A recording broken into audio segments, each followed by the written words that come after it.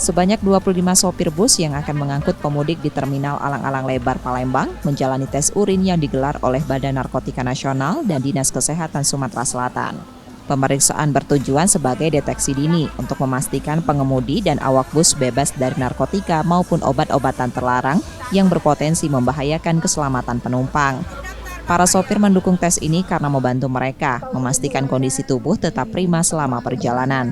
Mereka juga mengaku menjaga kebugaran sebelum berangkat, salah satunya dengan tidur minimal 4 jam. Macam pendapat Bapak? Bagus itu, Pak. Kenapa? Bagus. Bagusnya kita bisa cek kesehatan kita sendiri dan tidak membahayakan tamu yang kita bawa. Kan dites dulu supaya kita tahu kan apa kita di badan kita sehat, apa ada unsur-unsur kimia apa narkoba gitu, Pak. Bagus, Pak, menurut saya bagus. Tes dilakukan menggunakan metode uji cepat dengan 5 parameter, termasuk deteksi ganja, sabu, ekstasi, dan zat terlarang lainnya.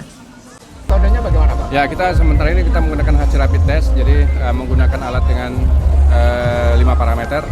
Jadi ada ekstasi, ada sabu, di situ ada ganja, dan jenis zat lainnya.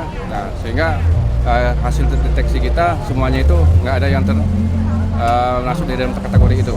Ya, jadi semuanya dalam keadaan kondisi sehat, bersih dari penyalahgunaan narkotika khususnya ya.